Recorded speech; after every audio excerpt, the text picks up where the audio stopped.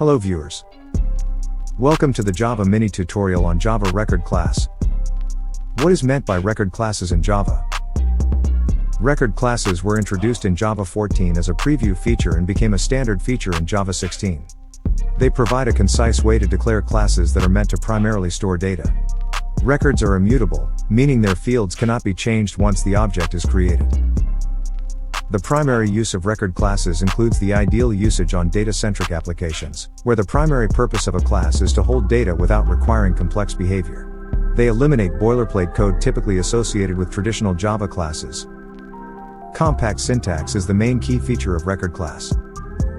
It allows developers to declare data-holding classes with a single line of code. The syntax of declaring the record class in Java is same like declaring a class with the keyword record instead of class. But it differs from the normal class by implicitly providing a constructor to initialize the fields. Getter methods, name and age in this case, and implementations for equals, hashCode, and a string. The record classes are immutable by design, meaning all fields in a record are implicitly final, ensuring that the object is immutable. Immutability improves thread safety and predictability.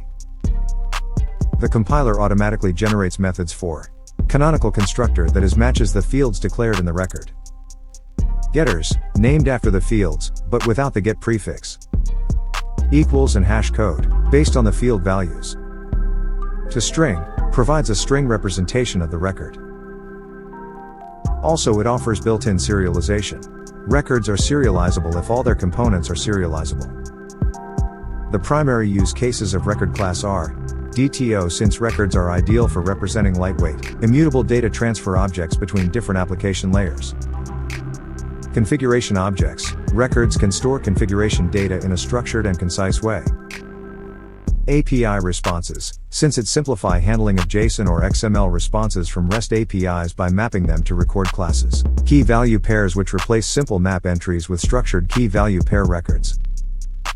Immutable collections, since records work well with streams and functional programming constructs due to their immutability. Here are the few advantages of record classes.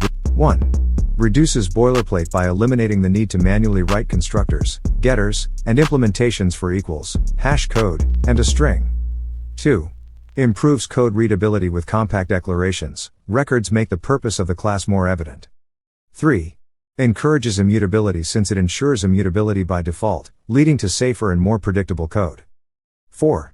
Simplifies debugging by auto-generated toString, provides meaningful output for debugging purposes. Here are some limitations of record classes. It cannot extend other classes for the reason records are implicitly final and cannot inherit from other classes. However, they can implement interfaces. No mutable fields, since the fields in records are final and immutable by default. Mutable types, for example, list, can be used, but immutability must be ensured manually. Not suitable for complex behavior, since records are best for simple data representation and not for classes with complex business logic. No instance initializers, since instance initializers, non-static initialization blocks, are not allowed. The code example for our reference. The declaration of the record class can be done as in this code. It could be used in main class like below. Fields declared can be treated as getter method, for example person.name.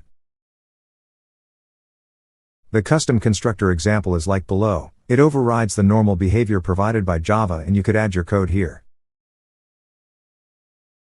You could use the record class in ease with streams as below. Thanks for watching. Please subscribe to our channel and extend your support.